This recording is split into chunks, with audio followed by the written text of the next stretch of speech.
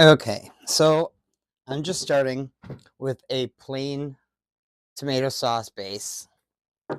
Just for the pizza sauce, it'd be super easy to do. There are certain things I always add, and certain things you can add too if you want. All right. So, with the sauce, pour that right into this. Make it nice and easy.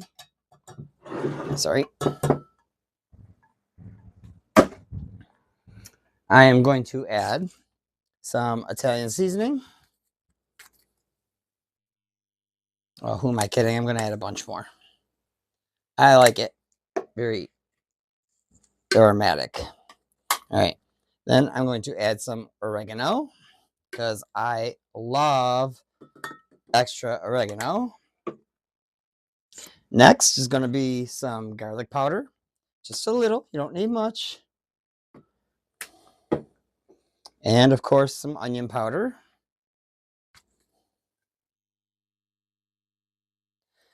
Now, here's something that's going to really freak people out because a lot of times people hate this, but there should always be some sugar in pizza sauce. You got to have it just a little bit sweet.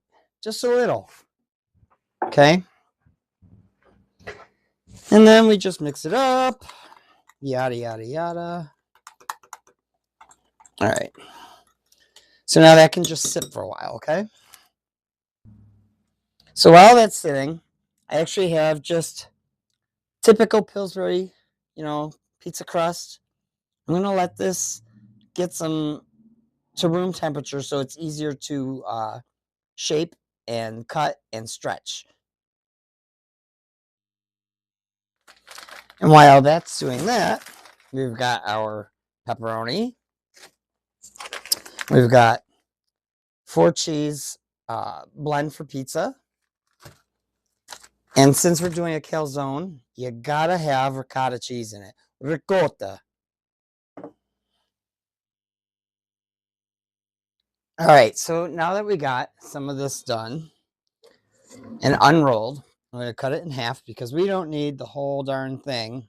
It's just me. I'm only one person. I don't need a ton, okay? And then, of course, I'm just going to roll it out, get it a little bit bigger and flatter because I don't need a thick crust. I just want one that's gonna hold everything and be delicious, All right. So there's this crust. All right.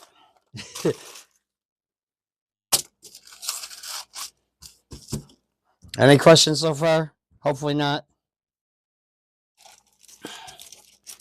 Just do some stretching here. Okay. Yeah? Good.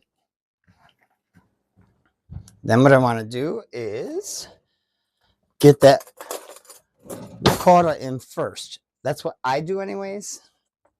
I always do that first because otherwise it's really pain in the butt to get it in afterwards. And I'm not going to use a ton. Like I said, this is just for one person, so. Oh, I love ricotta cheese. It is so good, especially in a calzone. I don't know what it is that makes it complete, but it just does it for me, And don't worry, I washed my hands. All right.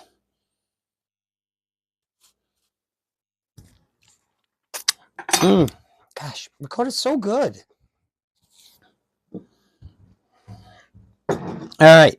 So actually next is going to be our mozzarella cheese. Okay.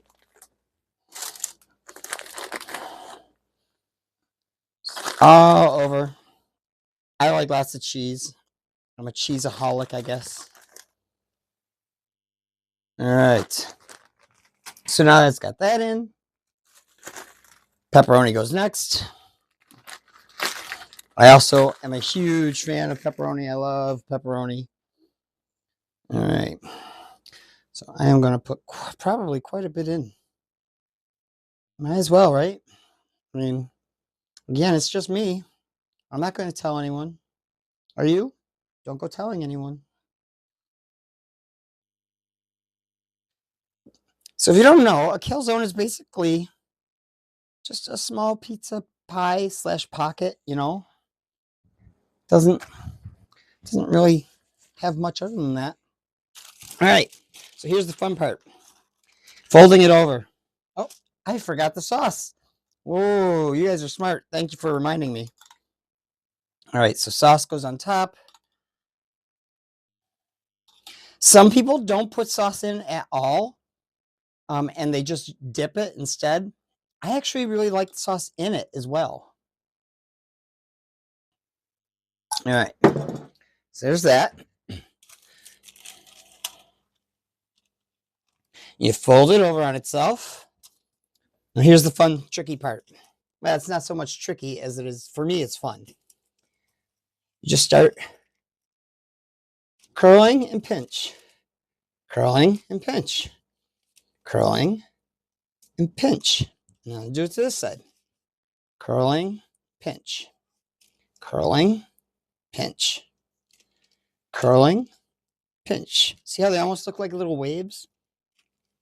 Curling, pinch. All right. Then we got the front. I love when it gets all crusty and bakes up all big and brown. Then I can use it almost like a breadstick. So you roll that up, give it some pinches, because those pinches make a difference. You don't want this stuff oozing out everywhere, you know? All right. So there's the calzone before it's been cooked.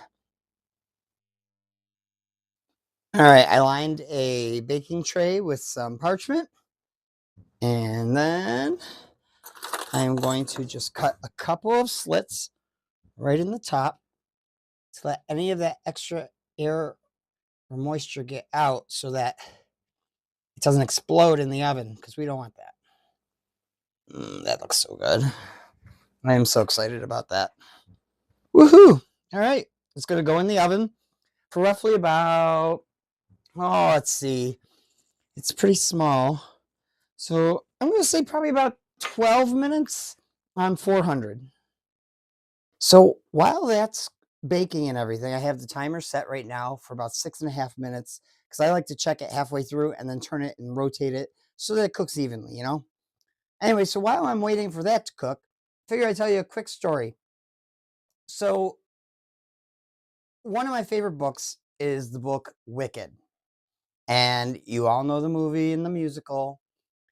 I got to tell you parents out there, the book is not for children. Not at all. Like, don't let them read it unless they're like 16, 17, getting older.